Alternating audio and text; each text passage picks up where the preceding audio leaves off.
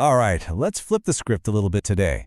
We're not going to talk about success or excellence or how to be great. Nope, today we're going to master the art of failure. And our guide is, well, it's a very unusual one. So let me ask you a question. Have you ever wanted to be just spectacularly bad at what you do? I mean, what if there was a step-by-step guide to becoming the absolute worst version of your professional self? Well, believe it or not, there actually is. You have to go all the way back to 1966, when a really famous Brazilian educator and author who went by the name Malba Tahan wrote what has to be the most counterintuitive professional development book of all time. And its title translates to The Art of Being a Perfectly Bad Teacher. And yeah, you heard that correctly. It's not a warning, it's written like an instruction manual, a satirical how-to guide for causing total educational chaos. Okay, so let's get into this.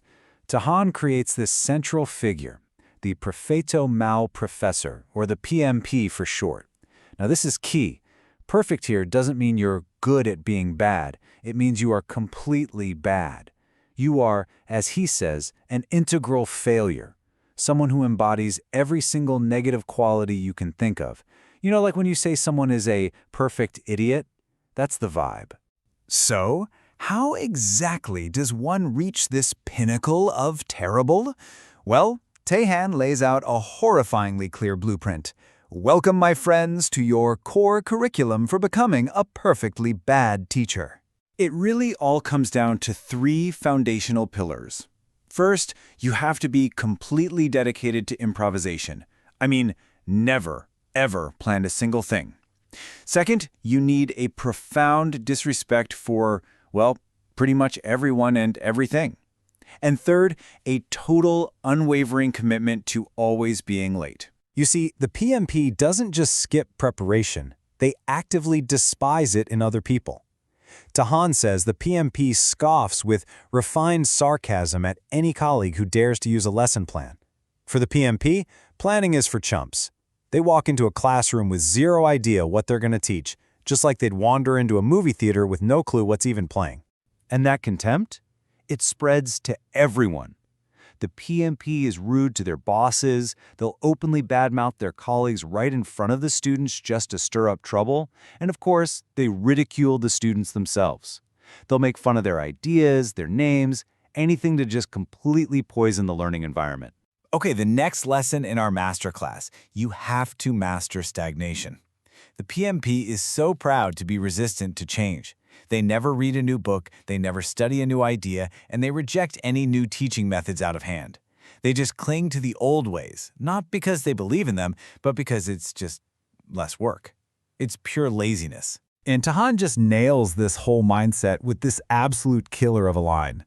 He says of these kinds of teachers, they don't have 21 years of experience. They have 1 year of experience repeated 21 years. Wow, I mean, that's just a brilliant takedown of professional apathy, right? But look, this day-to-day incompetence, that's just the basic level. Tahan also maps out 2 advanced paths a PMP can go down, especially when it comes to the all-important job of grading. So here, you've got 2 main archetypes to choose from. On one side, you've got the my extremosa, the doting mother. Their goal is super simple: avoid work at all costs. How? They just pass everybody. They take terrible work, they even let students cheat. And what's the lesson for the students? Effort is completely meaningless. Then on the other side, you have the perfido repravador, the perfidious grader. Their goal isn't laziness, it's power. They get this twisted, sadistic pleasure out of failing students. They set impossible standards and just love handing out zeros. The result? Fear, frustration, and kids who just give up completely. So you see, both roads lead to the exact same place: educational ruin. So at this point, you're probably wondering why. Why would a celebrated educator sit down and write a detailed instruction manual on how to be an awful teacher? What was the whole point of this? And that really is the key question, isn't it? Was he just being cynical? Was he trying to encourage bad behavior?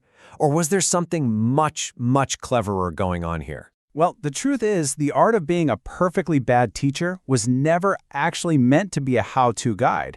It was designed to be a mirror, one held up directly to the entire teaching profession. See, the whole thing is this brilliant work of satire. Tahan's real goal wasn't to create bad teachers, it was to help good teachers avoid becoming them. By laying out every single trait of the perfectly bad teacher, the laziness, the disrespect, the stagnation, he was actually creating the clearest, most powerful definition of what it means to be a truly good one.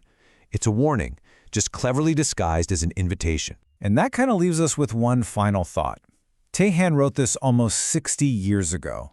When you look around at education today, which of these satirical traits, the routine without reflection, the grading without fairness, the scorn for preparation, which ones maybe feel a little less like satire and a little more familiar? It's definitely a question worth thinking about.